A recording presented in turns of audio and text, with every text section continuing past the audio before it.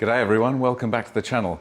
In this episode we're going to take a quick look around the Maserati GranTurismo, because there are a few things that I've had done in the past few weeks and months which are really good kind of upgrades, mods, repairs and stuff like that, which have really brought this car up to an even higher standard than it was before. So I'm just going to take you around those just to show you what we've been doing.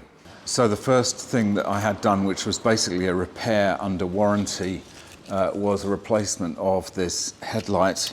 I've got an extended warranty on this car, so it was covered under that amazingly, or part of it was anyway, at least. This xenon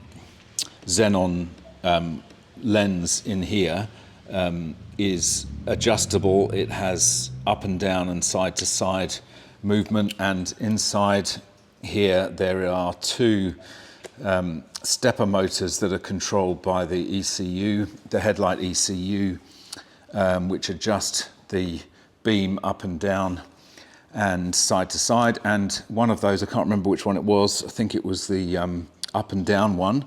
For some reason the mechanism had completely seized inside there, and there is no way of repairing these sealed unit headlights as far as I am aware. When you pop off the end cap, you can see one of the stepper motors right there on the right, the circular one, and when I looked up the part number, they are actually available as individual components for not very much money.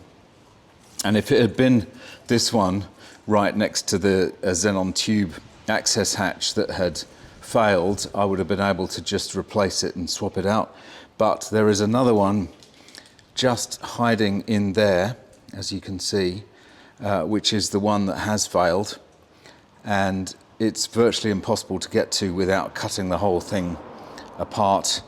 I might at some point see if I can take the front off of this headlight unit and access the stepper motor from the front, or at least try and get the mechanism unseized somehow, and then might be able to sell it. But this headlight unit as an assembly in Australia is over $6,000. Not entirely surprising given the complexity and the quality and all the various components that go into it. So this is the new headlight, identical obviously, brand new from the factory, and that resolved the issue with the headlight alignment, and that was causing an error on my dash. Every time I started the car, it would come up with an error saying adaptive headlights unavailable.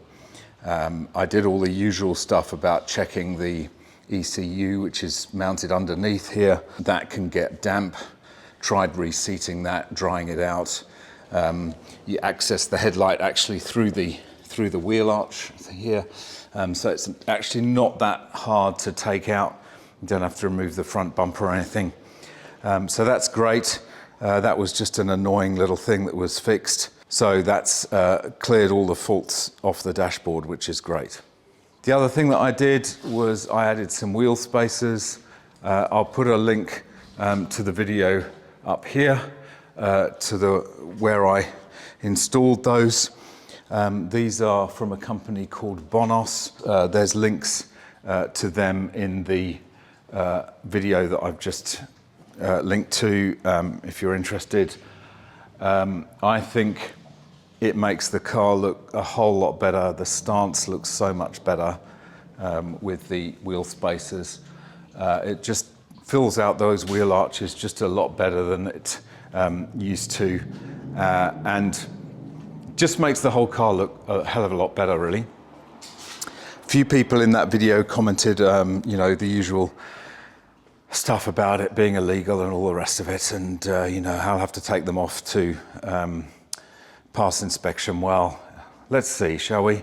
I know that some of the wheel spacers that are not machined to fit the hubs are definitely illegal in New South Wales, but these are very precisely machined to fit over the hub, and for the wheel to actually fit into a recessed area, so there's no danger of these losing its centering or becoming loose or anything like that.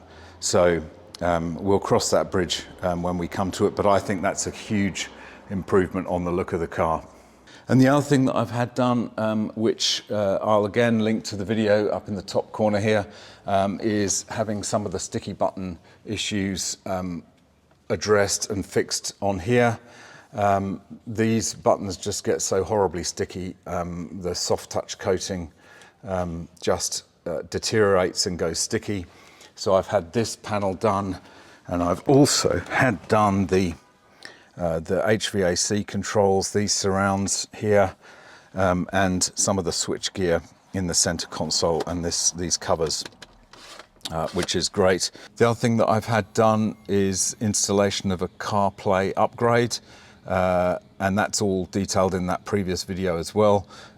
So you press and hold the call button and it flicks straight into Apple CarPlay, which is a fantastic upgrade. I'm not sure if that's particularly clear, but it's just a normal kind of CarPlay screen. There's a touchscreen membrane that's been installed over the existing display, and a simple press of the button and you're back to stock, which I think is absolutely fantastic.